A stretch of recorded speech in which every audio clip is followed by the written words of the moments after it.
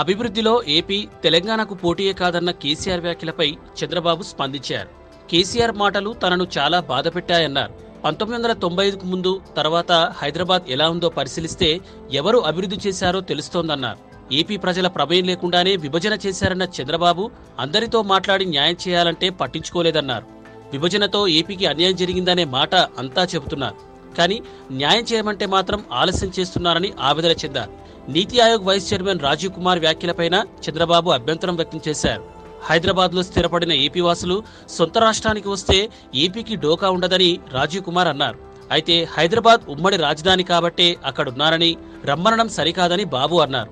విభజనలో UPA ప్రభుత్వం చేసిన అన్యాయం వల్లే ఆంధ్రప్రదేశ్కు ఈ పరిస్థితి వచ్చిందన్నారు.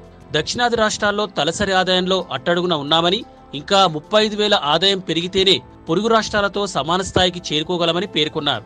ఆంధ్ర పాలకులు తెలంగాణను విధ్వంసం చేశారన్న కేసీఆర్ వ్యాఖ్యలపై ఏపీ అధికారులు, senior IPS L V Subrahmanyam, APIAC chairman కృష్ణయ్యలు కూడా అభ్యంతరం తెలిపారు.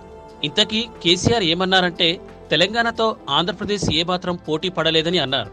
ఇండియా టుడే నిర్వహించిన కాన్క్లేవ్ కార్యక్రమంలో పాల్గొన్న కేసీఆర్ భిన్న సంప్రదాయాల సమ్మేళనమే హైదరాబాద్ అన్నారు. హైదరాబాద్ ఉండడం తెలంగాణకు కలిసొచ్చిందన్న వాదనను తోసిపుచ్చారు. సింగపూర్, గుజరాత్, చైనాతో తాము పోల్చుకోలేమని, తెలంగాణకు అస్తిత్వం ఉందన్నారు.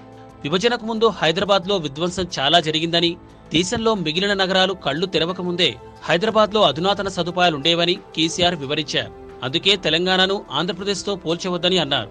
ఉమ్మడి పాలకులు హైదరాబాద్ అభివృద్ధిని విస్మరించారని, హైదరాబాద్ నగరాన్ని పునర్నిర్మించడానికి 25,000 కోట్లు అవసరమని తెలిపారు. ఈ వీడియో మీకు నచ్చినట్టయితే లైక్ చేయండి, షేర్ చేయండి. మరిన్ని ఇంట్రెస్టింగ్ వీడియోస్ చూడడానికి మా ఛానల్ కు తప్పక సబ్స్క్రైబ్ అవ్వండి.